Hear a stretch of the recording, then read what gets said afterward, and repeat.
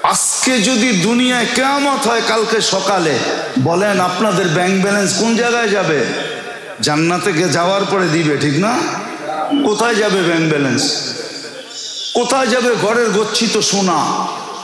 কোথায় যাবে সম্পদ? বলেন, কৃপণতা করেন না, সমর্থর চেয়ে ঊর্ধ্বে দেন, দুই হাত খুলা দেন, আল্লাহ ছাপ্পর ভেড়া দেবে।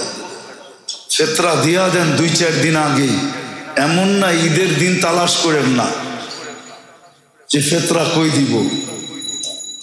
সবচেয়ে উত্তম জায়গা হলো দ্বীনি মাদারেস গুলাকে টিকে রাখার জন্য দেন। এগুলা দুনিয়ার ফাউন্ডেশন।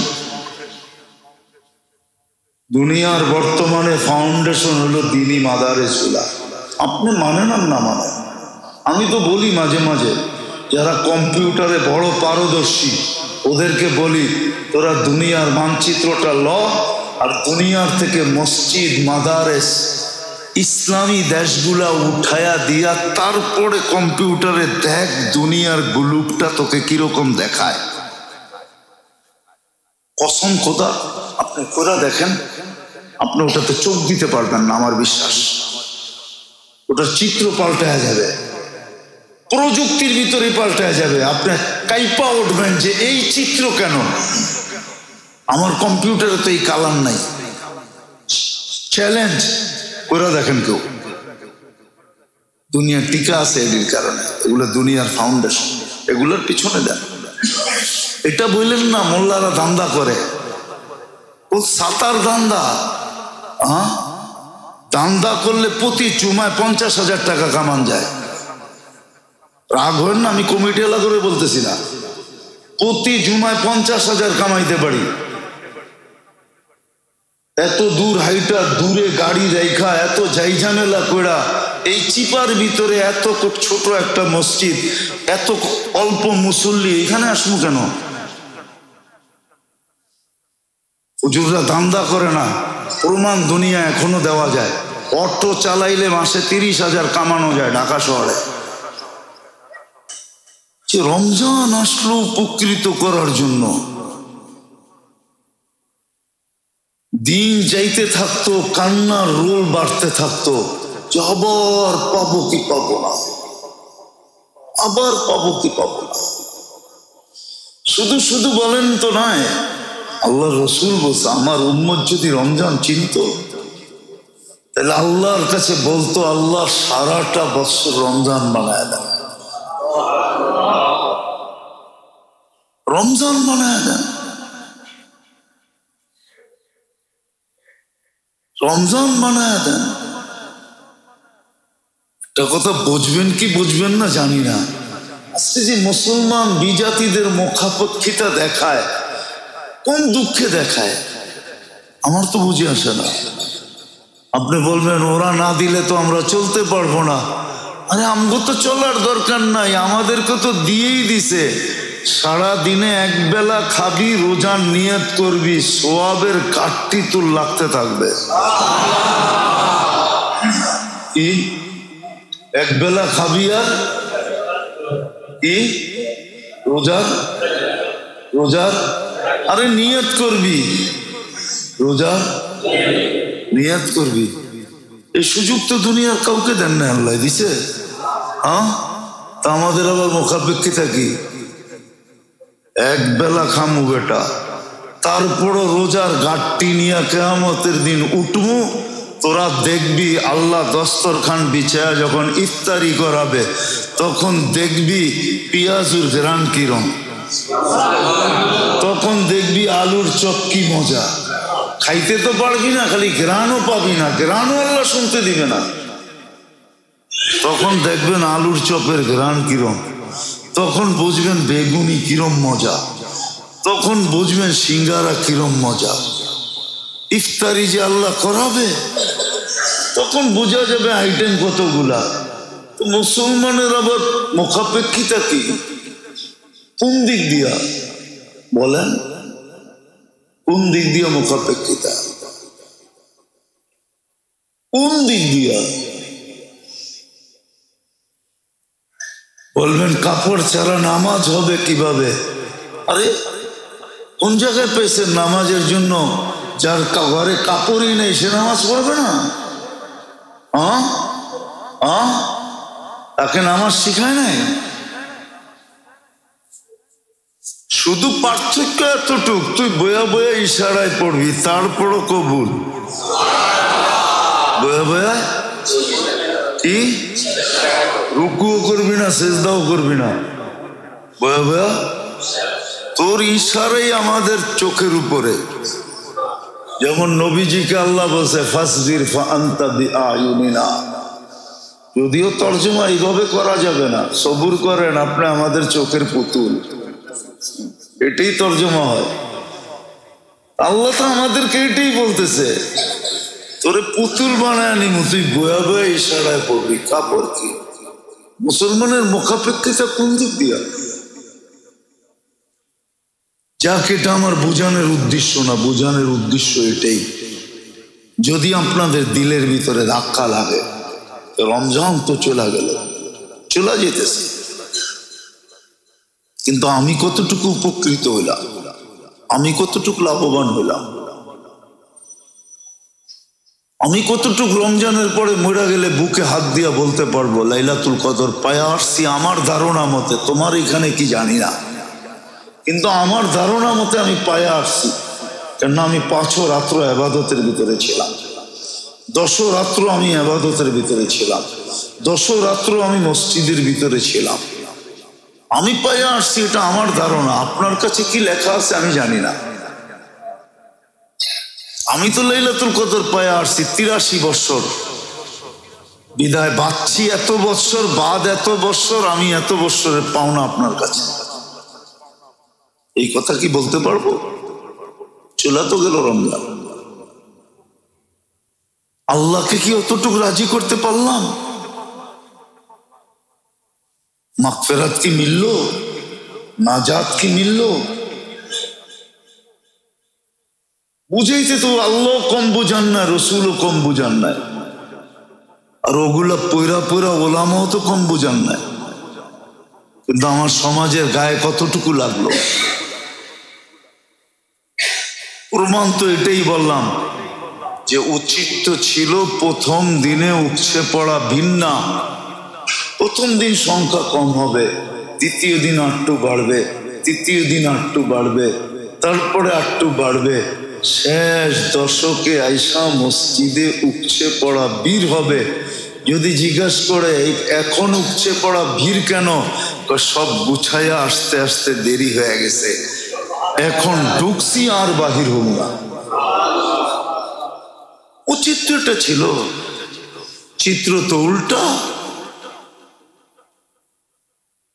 উল্টা বদদোয়া করতেছি না, বদদোয়া করতেছি না, বদদোয়া করতেছি না। আল্লাহ যদি নারাজ হইল আর রোজার পরে যে এখন রমজান আমার মাস, আমার রাখা মাস, আমি তোমাদেরকে যেটা গিফট দিছি, মাঝে মাঝে কয় না, মাঝে মাঝে হয়, কিন্তু মেহমানের সামনে কিছু কয় না, দূরের থেকে চোখ দেখায় আর ঠোঁট কামড়ায় বোঝায় যাইতে দে, মনে হয় বোঝেন না। হয়তো অনুষ্ঠানের ভিতরে কিছু বলে নাই, মেহমানের সামনে বলে নাই, কিন্তু একটু চোখ ঘুরায়া ঠোঁটে 2টা কামড় দিয়া বুঝাইছে যাইতে দে, তারপরে তোরে বুঝামো। কেননা রমজানের পরেই তো 14 তারিখে হলো পয়লা বৈশাখ, ঠিক না? 4 দিন পরেই। যদি আল্লাহ যদি এখন কয় যে রমজান যাইতে দে, কি করবেন? বলছিলাম না একবার, আবারও কি বলবো? মাঝে মাঝে সাইক্লোন আসে না? না আসে না? আসে না? ফ্লাগ উড়াইতে উড়াইতে 10 নম্বরে চলে যায়, ঠিক না? কেন আবহাওয়াবিদের কাছে 10-এর উপরে কোনো নাম্বার নাই, এটা হলো টপ 10, 10 নম্বর মহাবিপদ সংকেত। আমি যদি প্রশ্ন করি, এটা তো 2 দেশের উপর দিয়ে যায়, ঠিক না? ঠিক। আমরাও তো আধুনিক কম হই না, ঠিক না? আমাদের এত সৈন্য সামন্ত, অস্ত্র শস্ত্র, ঠিক না? ঠিক। এত কিছু পাশের দেশেও তো আছে, ঠিক না? আমরা 10-20 কোটি, ওইখানে আছে 135 কোটি, সব মিলে 175 কোটি। এত অস্ত্র শস্ত্র মিলে তো আজ পর্যন্ত একটা বুলবুল থামাইতে পারলাম না, একটা মুখা থামাইতে পারলাম না। আল্লাহ যদি বলে যাইতে দে রমজান, আসতে দে রমজানের পরে, কি করবেন? কোন জায়গায় কেস করবেন? বলবেন ওই সংস্থা বড় পাওয়ারফুল, মাটির নিচে থাকলেও খুদা বাইর করে লইব, লাগাই দেন নগরে যে আল্লাহ অ্যাকশন নিছে, আল্লাহর বিরুদ্ধে অ্যাকশন নাও, দেখি কি পারো। কোথায় কেস করবেন? বদদুয়া করতেছি না, যদি রমজানের পরে শুরু হয়ে যায়, যায় তো করে সার্চ করি, ইঙ্গিত কিন্তু আছে, ইঙ্গিত। আমি হাদিস দিতেছি, ইঙ্গিত আছে, হাদিসে ইঙ্গিত আছে। আল্লাহ বলছে, আল্লাহ রসুল বলছে, আমার উম্মতকে দুনিয়াতে আল্লাহ আশ্রানের মতো আশ্রাবে। আমি হাদিস দিব আপনাদের কাছে না। যাকে আল্লাহ সদিচ্ছায় উম্মতে মুহাম্মদী বানাইছেন আর মুসলমানের ঘরে জন্ম দিছেন, হ্যাঁ, নিজ ইচ্ছায় যদি বেঈমান হয়ে গেল ওটা ভিন্ন কথা, কিন্তু যে ভাববে আমি মুসলমান, আমি উম্মত, আল্লাহর রসুল বলছে তোমাদেরকে আশ্রানের মতো আশ্রাবে। কেননা এই উম্মতের শাস্তি 2 জায়গায় কমপ্লিট হবে, 3 জায়গায়। একটা হলো দুনিয়ায়, একটা হলো কবরে, একটা হলো কিয়ামতের মাঠে কমপ্লিট হয়ে যাবে শাস্তি। তারপরেও যদি থাকে তো ওটা সবচেয়ে বড় হতভাগা, বাকিটা দোজখে পুরা হবে। আশ্রানের মতো আশ্রাবে, আল্লাহর রসুল বইলা দিছে আমার উম্মতকে আল্লাহ আশ্রাবে দুনিয়াতে। আশ্রানো বোঝেন? আরে বোঝেন নাকি? কখনো ফেতনা দিয়ে আশ্রাবে, কখনো ভূমিকম্প দিয়ে আশ্রাবে, কখনো অহেতুক মৃত্যু দিয়ে আশ্রাবে। অহেতুক।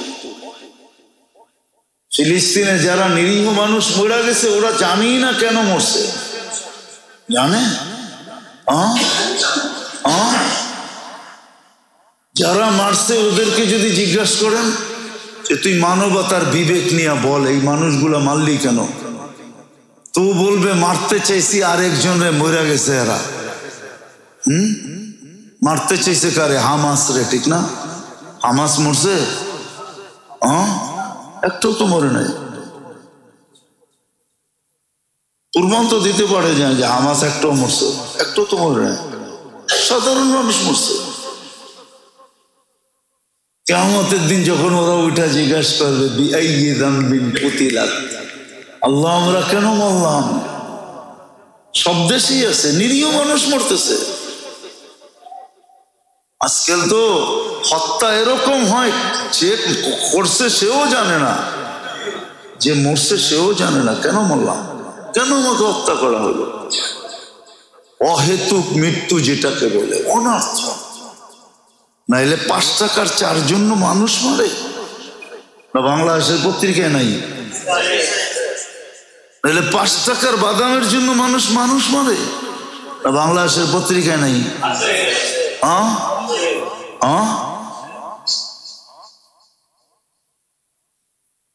হাসতে হাসতে ধাক্কা দিয়ে ছাদের সে ফেলায় বন্ধু মাইরা ফেলে না? বাংলাদেশের পত্রিকায় নাই?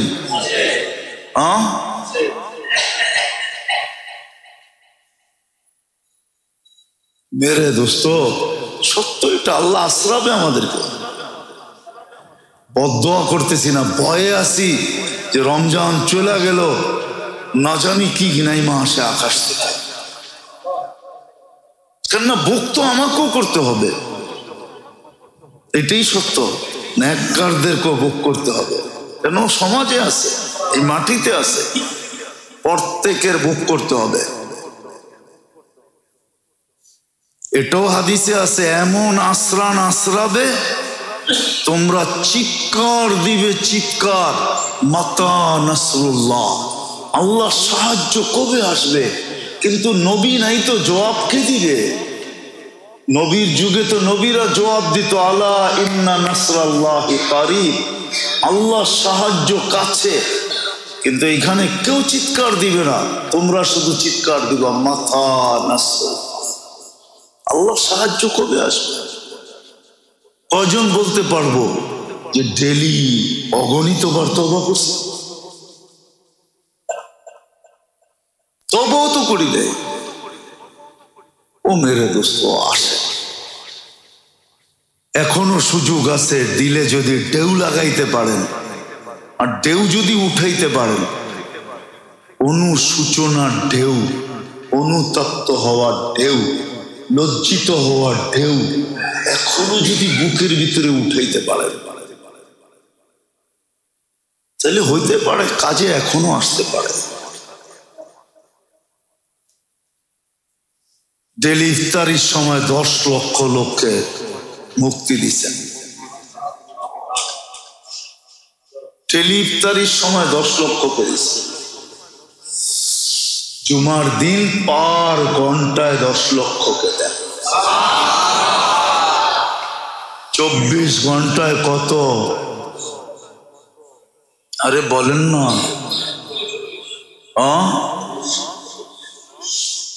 কত লোককে দিচ্ছেন? যদি 12 ঘন্টায় 10 লক্ষ দেন, 2,40,00,000 লক্ষ লোককে আজকে মুক্তি দিচ্ছেন। আপনি একবারও কি সকাল থেকে বলছেন যে আল্লাহ আমার নামটাও একটু লেখা দিয়েন? একবারও বলছেন? বললে হাত উঠায় দেখান যে আমি বলছি। হাত তো একজন উঠাইতে পারবেন না।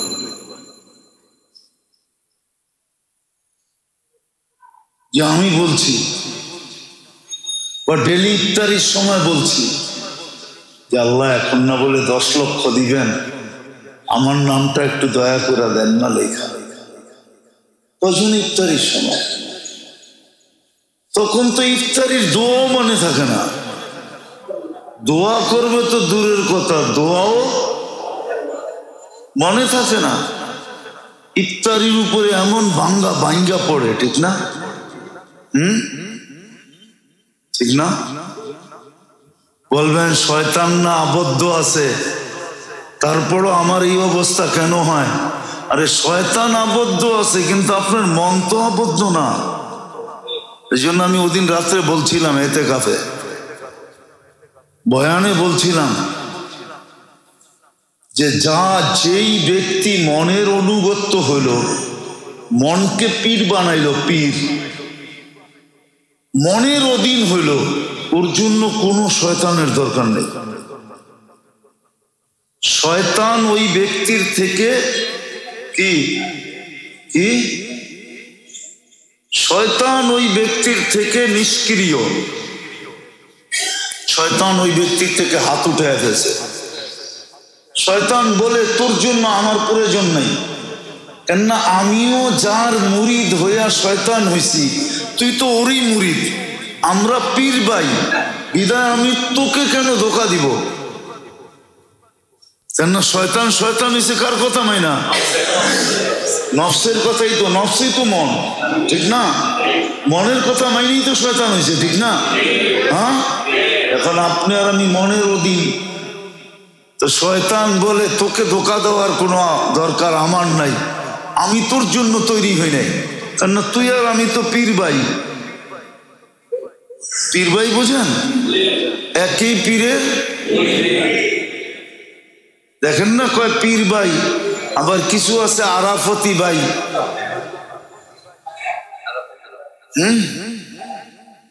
দিব্যি বেপর্দা আরাফতের ভিতরে দাঁড়ায় দাঁড়ায় কথা কইতেছে, আরে ভাই পর্দা, আমরা আরাফতি ভাই বোন না? এরা বলে আরাফতি ভাই বোন। কি হাসেন কেন? দেখেন না চোখে? পাস করছেন? দেখেন না? আমরা জিজ্ঞেস করছি ভাই এটা কি? আমরা আরাফতি ভাই বোন। এ বলে আরাফতি ভাই বোন। শয়তান কয় তোর জন্য আর আমার কোনো দরকার নাই, কেননা তুই আর আমি এক পীরের মুরিদ। আমরা যেরকম পীর ভাই, তোরা দুইজন এরকম আরাফতি ভাই বোন।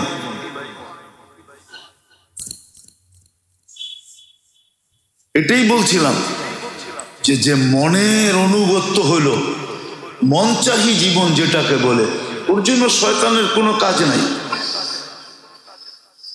তো শয়তান আবদ্ধ হইলে কি হবে? আমরা তো সব পীর ভাই। ও বলে তোর উপরে তো আর আমার কোনো কর্তৃত্ব নাই, কাজও নাই। আমি বন্দি থাকলেই কি, খোলা থাকলেই কি, ঠিক না? আমরা তো আপোষে, আরে পীর ভাই কন্যা, আপোষে পীর ভাই, ভাই ভাই না, পীর ভাই। মনে হয় বুঝাইতে পারি। এই জন্য আমাদের এই দুরবস্থা। খোদার ওয়াস্তে ভিতরে ঢেউ জ্বালা, ঢেউ জ্বালা। আরেকটা কথা বলেই শেষ করতেছি। সারা রমজানে করা উচিত ছিল, করেন তো না? কারণ আল্লাহও জানে, আল্লাহ রসুলও জানে,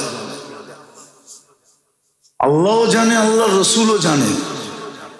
আল্লাহ জানায়া দিছেন রসুলকে, আর নবীরা তো জানাইছিলেনই, অভিজ্ঞতার আলোকে তো জানাইছিলেনই। মুসা আলাইহিস সালাম যে নামাজ 5 ওয়াক্ত লয়া যাইতেছেন, আরো কমায়া নিয়ে যান, 5 ওয়াক্ত পড়বে না, 5 ওয়াক্ত পড়বে না।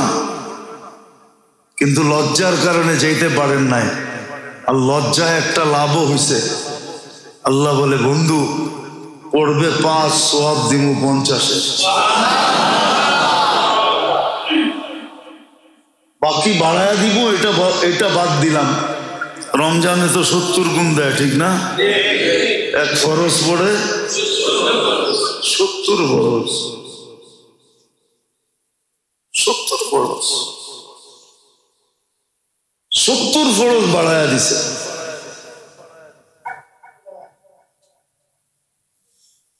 তো যেটা বলতেছিলাম, অভিজ্ঞতার আলোকে আল্লাহ জানায়া দিছেন, আল্লাহ রসুলও জানায়া দিছেন, জানায়া দিছেন আমাদেরকে, জানায়া দিছেন যে সহানুভূতি কতটুকু করবে। এক গোটের বিনিময়ে, এক ডোকের বিনিময়ে জান্নাত দিতে চাইলে কি হবে? জান্নাত নিয়ে দাঁড়ায় থাকলে কি হবে? আমরা তো বলি লয় তো লয় কে, ঠিক না? এটাই তো আমরা সারা বাস দেখাইছি, ঠিক না? যদি তা না দেখাইতাম তাহলে প্রত্যেক বাড়ির সামনে এক বাড়িওয়ালা আরেক বাড়িওয়ালার বাড়ির সামনে দাঁড়ায় থাকতো ইফতারির আগে। ভাই দাঁড়ায় আসো কেন? ভাই আমার ইফতারটা নেও না, একটু আমারটা দিয়ে খোলো না, আমি জান্নাতের পাগল হয়ে আসছি। সহানুভূতির মাধ্যমে জান্নাত পাইতে চাই, ইফতার খোলানোর মাধ্যমে জান্নাত পাইতে চাই। তাহলে তো প্রত্যেক বাড়িওয়ালা দ্বিতীয় বাড়িওয়ালার সামনে দাঁড়ায় থাকতো। রোডের চতুর্পাশের বাড়িওয়ালারা রোডের ভিতরে দাঁড়ায় থাকতো। তাহলে কি ঢাকা শহরে ইফতারির সময় যারা জ্যামে জটে হাজার হাজার লক্ষ লক্ষ মানুষ আবদ্ধ ছিল, আবদ্ধ ছিল, ওরা কি একটা পানির বোতলের জন্য হাহাকার করতো নাকি? না করে নাই? সবচেয়ে বড় প্রমাণ তো আমি তো চোখে দেখা বলি। আমি একদিন ইফতারি করছিলাম, আসতেছিলাম, প্রোগ্রাম ছিল আমার আসরে জোহরের পরে, নরসিংদীতে প্রোগ্রাম শেষ করে আসতে আসতে দেরি হয়ে গেছে। যাত্রাবাড়ি ফ্লাইওভারে উঠার আগে জ্যাম ছিল। আমার গাড়িতে ইফতারি ছিল, সব ছিল, আমি নিয়েই বাহির হই, সারা মাসেই নিয়ে বাহির হয়েছি, সব ছিল, এমন কিছু ছিল না যে ছিল না। কিন্তু আমি তো চিত্র দেখছি, আমার গাড়ির থেকে তো আমি কাউকে দিতে পারতেছি না, কাকে দিব? আবার একটা সমস্যাও তো আছে, গাড়ির থেকে দিলাম আবার কইলো খাওয়াইয়া আবার বেহুশ বানায়নি, সবকিছু লুইটা লয়া যায়নি, ঠিক না? কিন্তু চিত্র দেখছি, চিত্র দেখছি, চিত্র দেখছি। আমার গাড়িতে সব ছিল, খেজুর ছিল, পনির ছিল, সব ছিল, বাটার ছিল, সব ছিল, পানি ছিল, সব ছিল, আলহামদুলিল্লাহ। কিন্তু আমি চিত্র দেখছি আর আমি আফসোস করছি, হায় কেমন জাতি আমরা, কেমন বন্দা আমরা, কেমন উম্মত আমরা। উচিত তো ছিল চতুর্দিকের মানুষগুলা ভাঙ্গা পড়া, ছুটে আসা, ভাই আজান হইতেছে, ল ইফতারি খা, বাছের ভিতরেই কর। কিন্তু কয়জন? তো সহানুভূতি যখন করে না, আল্লাহও জানে, আল্লাহ রসুলও জানে যে করবে না, তারপরও চেষ্টা করে দেখছেন, আরেকটা সহানুভূতির সুযোগ দিচ্ছেন, যেটাকে ফেতরা বলে। রোজার কমি খামিকে পুরা করার জন্য ফেতরার ফিলোসফি হলো দুইটা। একটা হলো রোজার ভিতরে যা কমি খামি হয়ে গেছে, ফেতরা ওটাকে রিকভারি করবে। আরেকটা হলো গরিবকে খুশির দিনে ধনীদের সাথে সংযুক্ত করবে। গরিবকে ধনীদের সাথে খুশির ভিতরে সংযুক্ত করবে, এই জন্য ফেতরা ছিল। যাক আলহামদুলিল্লাহ, এখন তো ফাউন্ডেশনও চলে আসছে। আমার তো মনে আছে প্রথম আমি যখন এখানে বলি যে 5 প্রকার দিয়া ফেতরা দিতে হবে, তখন এইখানের মানুষও আমাকে নিয়ে হাসছে। ওই লোকগুলো এখনো বেঁচে আছে, অনেকজন বেঁচে আছে, সবাই বা মারা যায় না, 2-4 জন চলে গেছে, না মেম্বার সাহেব চলে গেছে, বদল ভাই চলে গেছে, মিয়া ভাই চলে গেছে, আরো এরকম 2-4 জন চলে গেছে, কিন্তু বাকি সব এখনো জীবিত আছে। ওনারা হাসতো, হয়তো জীবনভর শুনলাম 20 টাকা আপনি কোত্থেকে লইছেন, কিশমিশ, পনির, খেজুর, জব, জীবনে শুনি নাই। তো আমাদের চিৎকারের আওয়াজ এখন ফাউন্ডেশন পর্যন্ত পড়ছে। ফাউন্ডেশনও এখন লেখা 4-5টার সার্কুলেশন দেয়। আলহামদুলিল্লাহ, সুম্মা আলহামদুলিল্লাহ। আমার মনে হয় আমার আওয়াজ আর ব্যথা ওইখানে যে ধাক্কা দিছে। আল্লাহ রসুলই ব্যবস্থা করছে, এই জন্য ফেতরা। ফেতরা এই জন্য যেন রোজার কমি খামিকে রিকভারি করে, আর দ্বিতীয় গরিব যেন ধনীর সাথে খুশির ভিতরে সম্মিলিত হতে পারে, এই জন্য ফেতরা। আর ফেতরা সমর্থ অনুযায়ী, আল্লাহ আপনাকে যতটুকু সমর্থ দিছে অতটুকু দেয়। কৃপণতা করেন না, কোন দিক দিয়ে নিয়ে যাবে আপনি টেরও পাবেন না। আপনি অন্যটা ভাইবা বসে থাকবেন, আপনি বলবেন রোগ ব্যাধি মানুষের হয়ই, রোগ হয়েছে, স্কোয়ারে গেছি 6 লাখ গেছে গা, রোগ হইলে তো লাগবই, কিন্তু এই 6 লাখ কোন জায়গার থেকে গেছে এটা আপনি জানেন না। কার পয়সা কার জেবে গেছে আপনি জানেন না। এই পয়সা যদি গরিবের জেবে যেত, এই জন্যই তো কিতাবে বলে যে গুমের থেকে ওইটা সৎকা দাও, আর সৎকা তো তারুদ্দুল বালা। যদি তুমি সারাদিন বিপদ থেকে বাঁচতে চাও, তাহলে গুমের থেকে ওইটাই একটা কাঠ মেরে দাও। কাঠ মারে না, কাঠ কাটছে না। আরে মনে হয় জীবনে কাঠকুট খেলা দেখেন নাই, আরে জানেন তারপরে চুপচাপ আছেন আর কি, না জানার বান্ধবরা, ঠিক না? দেখেন না, চষে আয়া কাঠ মেরা দেন, মারলাম এটা দেহি মা, ঠিক না? সকালে ওইটা সৎকার কাঠ মেরা দাও, ওইটাই সৎকা দাও, সৎকা দাও। আমি আপনি করে তাহদিসে নেয়ামত বলতেছি, অহংকার করে বলতেছি না, শুধু উৎসাহিত করার জন্য বলতেছি। আলহামদুলিল্লাহ, এটা আমি 2008 থেকে এই পর্যন্ত হবে। আমার ঘরের নিয়ম এটা, সকালে উঠে নাস্তা হোক আর না হোক আগে সৎকা হবে, নাস্তা পরে হবে। এবং ভিন্ন ভিন্ন ভাবে হবে। আল্লাহ বাঁচাই দিতেছে, কারণ আমি ভুক্তভোগী ছিলাম 2008 পর্যন্ত, জানে অনেকে, ছেলে নিয়ে ভুক্তভোগী ছিলাম। কিন্তু আলহামদুলিল্লাহ এখন আর ভুক্তভোগী না। এখন ওষুধ কিনতেই হয় না, আমারটা কিনতে হয়, কিন্তু বাচ্চা কাচ্চার কিনতে হয় না, আলহামদুলিল্লাহ ঘরের কিনতে হয় না। আল্লাহ বাঁচায় দিছে। উচিত ছিল ঘুমের থেকে উঠি সৎকা দিবে, সৎকা দাও। ফেতরা যেটা, এটা সমর্থ অনুযায়ী মন খুইলা ঈদের আগে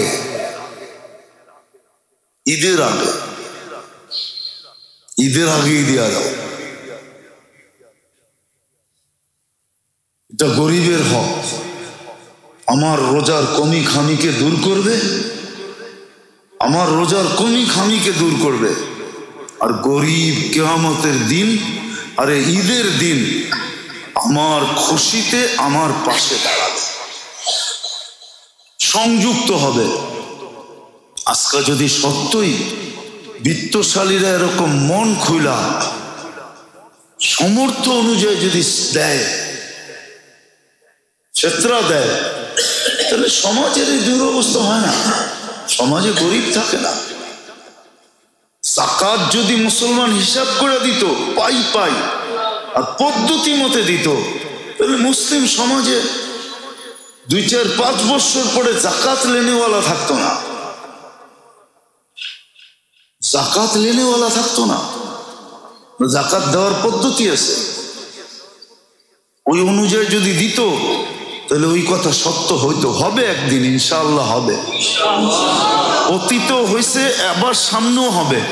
মুসলিম সমাজে যাকাত লেনেওয়ালা কেউ থাকবে না, অতীতে হয়েছে। ওমর ইবনে আব্দুল আজিজ রহমতুল্লাহ আলাইহির জামানায় হয়েছে। বলছে এত মাল আফ্রিকার থেকে আসছে বলে যাকাত, বলছে ওইখানে দিয়ে আসলা না কেন? ওইখানে লেনেওয়ালা কেউ নাই। যখন ওইখানে নাই, বাগদাদে কোত্থেকে থাকবে? বলছে অন্য জায়গায় কোথাও মুসলিম বিশ্বে যাকাত লেনেওয়ালা নাই। বলছে কি করব? বলছে মুসলমানের উন্নতির পথে খরচ করো, রাস্তা বানাইতে হবে, বানায় দাও। বিয়ে শাদিতে খরচ করে দাও। কার বাড়িতে বিয়ের মেয়ে আছে আর ছেলে আছে, এদের বিয়ের ভিতরে খরচ করো, ওটা সরকারের পক্ষ থেকে খরচ হবে। কি কি উন্নয়নের রাস্তায় খরচ করো। মুসলমানের আপোষে বিয়ে শাদির ভিতরে খরচ করে দাও। কেন? এটা কাফেররে দেওয়া যাবে না, এই উম্মতের জন্য আল্লাহ বৈধ রাখছেন, নাহলে কোনো উম্মত তো যাকাতে আঙ্গুল পর্যন্ত লাগাইতে পারতো না। কপালে আমাদের দুর্ভোগ এখনই আসে নাই, আল্লাহ এই উম্মতের জন্য সহজ করছেন। ওরা দিত 10%, আমাদের দিতে হয় 2.5%। ওরা খাইতেও পারতো না, ছুঁইতেও পারতো না। আমাগো ধনীরা দেয়, গরিবরা ফুর্তি করে খায়। খালি খায় না, আবার যে দিছে তারই বাড়িতে দাওয়াত কইরা 20 পদ খাওয়াইতেছে। যদি জিজ্ঞাসা করে কিরে এত পথ? আপনার জুতার উসিলেই তো এত পথ খেয়েছি। মনে হয় বোঝেন না, কাহিনী একটা আছে। সাধু বলে আসছে, দামি জুতা পড়া, কিন্তু ভক্তের বাড়িতে কিছু নাই। তো ভক্ত জুতা লুকায় নিয়ে বেচে হালাইছে, বাজার করে না খাওয়াইছে। তো এখন বলতেছে এত আইটেম কেমনে করলি? আপনার চরণের বদৌলত। তো যাওয়ার সময় আবার হাদিও দিছে, আবার হাদিও দিতেছিস, আপনার চরণের বদৌলত। আমার জুতা কই? এতক্ষণ কি কইলাম?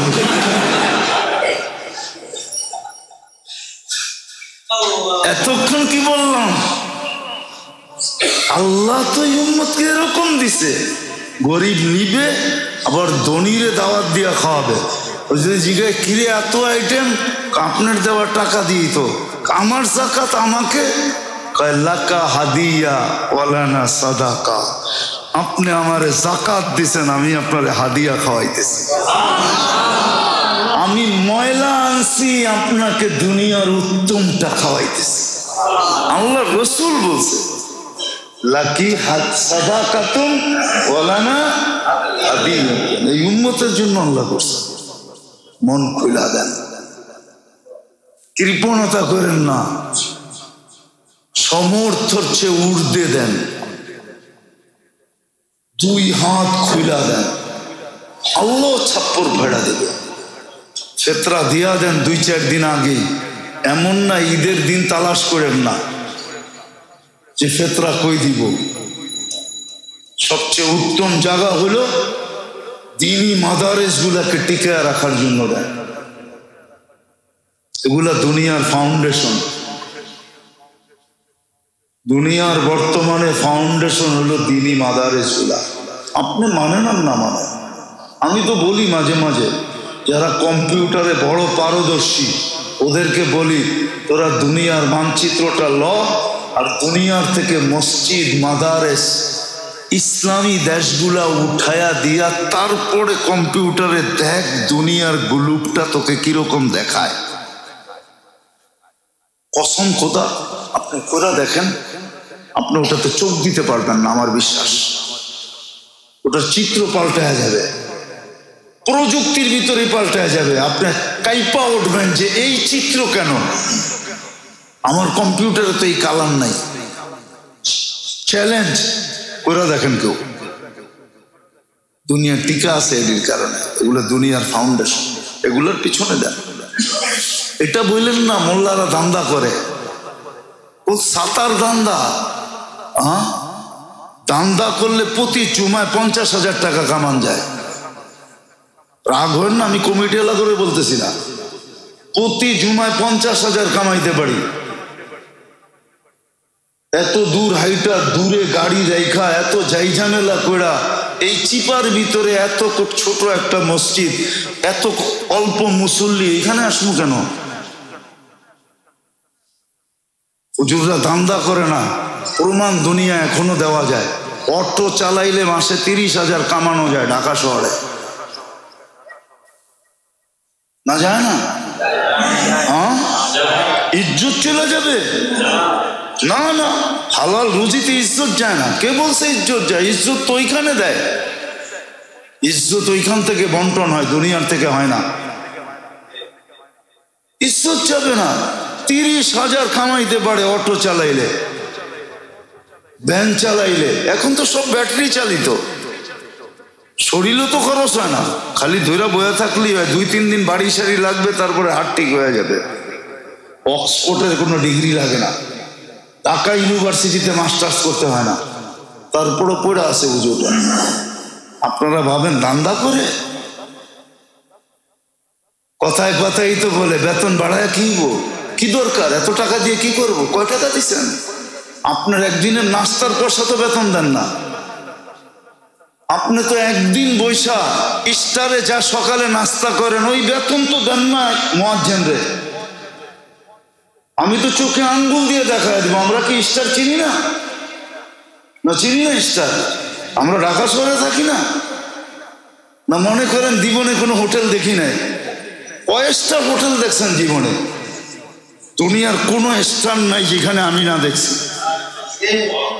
দুনিয়ার কোনো উন্নত থেকে উন্নত বুট নাই যেখানে আমি না খাইছি। আমাকে কি বুঝাবেন? ইস্টারে বৈশা সকালে যে নাস্তার বিল দেন ওটা তো মুয়াজ্জিনের বেতন দেন না, আবার বলেন চান্দা করে। রাগ হবেন না, পায়ে হাত দিয়া বলি,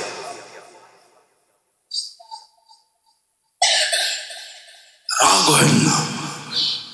কামানের হাজারো রাস্তা এখন রয়ে গেছে, হুজুররা কামড় দিয়ে পড়ে আছে ফাউন্ডেশন ধরে রাখার জন্য, যেন দুনিয়া টিকা থাকে। আপনি ঘুমান, এরা রাত্রে উঠে আপনার জন্য দোয়া করে। কচি কচি বাচ্চাগুলা শীতের দিনে চোখের পানি একদিকে কাঁপতে থাকে ঠান্ডায়, আর একদিকে চোখ দিয়ে পানি ঝরতে থাকে। আর আল্লাহ আল্লাহ করতে থাকে। এগুলাকে টিকায় রাখার জন্য ফিতরা সবচেয়ে উত্তম জায়গা। আলেম ওলামার পিছে খরচ করে উত্তম জায়গা। ফতুয়া লয়া খালি ফিরে, ফতুয়া বাঁচে টোকায়। হাফেজ রে তারাবির বিনিময় নেওয়া জায়েজ আছে? আরে তোরে বিনিময় হাফেজ চাইলো কবে? কবে চাইছে হাফেজ যে এত টাকা দিতে হবে? চাইছে আজ পর্যন্ত? তুই তো তোর হুকুম শিখোস নাই, আমরা তো আমাদের হুকুম শিখি নাই। আমাদের হুকুম ছিল যার পিছে কোরআন শুনছো তাকে হাত খুইলা দিতে থাকো, কোরআনের ইজ্জতে দাও, কোরআন দেখা দাও, কোরআন দেখা, ওরে দেখা দিও না, কোরআন দেখা দাও। হাফেজ যেন বাহির হয় সুদেশ। আপনাদেরকে কেমনে বোঝাবো? 2টা তো বেজে গেল। যেদিন মক্কায় তারাবি শেষ হয়, ইমামরা যখন বাহির হয় তো 15 থেকে 20টা মার্সিডিজ গাড়ির চাবি আসে, চাবি হাদিয়া, চাবি নিয়ে দাঁড়ায় থাকে, হযরত এই চাবি নেন। আরে এটা কি? মার্সিডিজ। এটা কি? এই ব্র্যান্ড। এটা কি? কি এটা? আপনার পিছে কোরআন শুনছি, হাদিয়া। রিয়ালের বান্ডেল তো বাদই দিলাম। আপনার হুকুম তো এটা ছিল যে হাফেজকে হাদিয়া দিয়া এত দাও। ও তো চায় নাই। ফতুয়া জিগায় তারাবি পড়ায়া টাকা নেওয়া জায়েজ আছে? তুই হাফেজের ফতুয়া তুই জিজ্ঞেস করস কেন? তুই তোর ফতুয়া জিজ্ঞেস কর যে তারাবি পড়তেছি, আমার উপরে হুকুম কি বলেন। জিগায় হাফেজ একটা, ঠিক না? হ্যাঁ, ওই কাহিনীর মতো বলে অমুকের পোলায় পশ্চিম দিকে মুখ করে পেশাব করলো, ওইটা জিজ্ঞেস করে না, ওইটা জিজ্ঞেস করে। কিন্তু ওর পোলায় যে ডেলি করে এটা জিজ্ঞেস করে না যে আমার পোলা পশ্চিম দিকে মুখ করে পেশাব করে এটা জায়েজ কি জায়েজ না, এটা জিজ্ঞেস করে না। ও জিজ্ঞেস করে আঙ্গুল উঠে, আপনার পোলা পশ্চিম দিকে মুখ করে পেশাব করে কেন? জিজ্ঞেস করতেছে হাফেজেরটা যে তারাবির পরে হাফেজরে টাকা দেওয়া দেখা নেওয়া জায়েজ আছে কিনা। তুমি হাফেজেরটা কেন জিজ্ঞেস করো? তুমি তোমারটা জিজ্ঞেস করো যে আমাকে হুকুম কি দিছে কোরআন। আমাকে তো হুকুম দিছে 2 হাতে দাও, হাদিয়া দাও একে 2 হাতে, কোরআনের ইজ্জতে দাও। কোরআনের, কোরআন কালকে বলবে আল্লাহ আমাকে এত ইজ্জত করছে, আপনি ওরে একটু ইজ্জত করবেন না? কোরআন যেন আমাকে বলে যে আল্লাহ আমাকে এত ইজ্জত করছে প্রতি রমজানে, আপনি একটু ইজ্জত করবেন না? আল্লাহ হাসি দিয়ে বলবে তুই যখন পক্ষে আমি বিরুদ্ধে যাই তো যাই কি করে? তুই তো আমারই কালাম, আমি বিরুদ্ধে যাই কি করে? উচিত ছিল এটা জিজ্ঞেস করেন। আমাদের ফোন করে জিজ্ঞেস করে হাফেজে তারাবির পয়সা নেওয়া জায়েজ আছে? আল্লাহ মাফ করুন। এই জন্য মেরে দোস্ত, ফিতরা এখনই দেন, মন খুলা দেন, সমর্থের ঊর্ধ্বে দেন, গরিবদেরকে তালাশ করা দেন, আত্মীয় স্বজনের ভিতরে তালাশ করেন। আপনি হয়তো দেখতেছেন পাশ দিয়া গেলে ঘিয়ে ঘ্রাণ আসে, আপনি ভাবেন ডেলি মনে হয় ঘি দিয়া খায়া আসে। হইতে তো এটাও পারে যে খায় নাই, খাইছে ডাল দিয়া, কিন্তু সমাজে চলার লেগা বাইর হওয়ার আগে মুছে একটু ঘি লাগায় বেরিয়েছে, এটাও তো হইতে পারে। মনে বোঝেন নাই? না বোঝেন নাই? এই কাহিনী শুনছেন কোনোদিন? শুনেনও তো নয়। আত্মমর্যাদাশীল মানুষ ঘরে ক্ষুধার্ত চলতেছে, বাহিরে কেমনে বলে যে ঘরে ক্ষুধার্ত? তো ওই বাহির হওয়ার আগে ওই যে কোনায় একটু ঘি লাগা রয়েছে, ওইটা হাতে লাগায়া একটু মুছে লাগায়া মুখে একটু লাগায়া বেরিয়েছে, যাতে প্রতিবেশী পাশ দিয়ে গেলে ঘিয়ের ঘ্রাণ পায় আর বলে না ঘি দিয়া তো মাইরা এসে। আসলে কিন্তু ক্ষুধার্ত ছিল। এরকম আমাদের আত্মীয় স্বজন বহুত আছে, পাড়া প্রতিবেশী বহুত আছে যে মুছে ঘি লাগিয়া বাইর হয়, বাহিরে জানতে দেয় না, খবর নন ভিতর থেকে। থাকলে 2 হাতে খরচ করেন ওর উপরে, টাকা যাবে। আজকে যদি দুনিয়ায় কিয়ামত হয় কালকে সকালে, বলেন আপনাদের ব্যাংক ব্যালেন্স কোন জায়গায় যাবে? জান্নাতে যাওয়ার পরে দিবে, ঠিক না? কোথায় যাবে ব্যাংক ব্যালেন্স? কোথায় যাবে ঘরের গচ্ছিত সোনা? কোথায় যাবে সম্পদ? বলে দুই হাতে খরচ করেন, সমর্থের ঊর্ধ্বে দেন। আল্লাহ আমাদেরকে আমল করার তৌফিক দান। ওমা আলাইনা ইল্লাল বালাগ।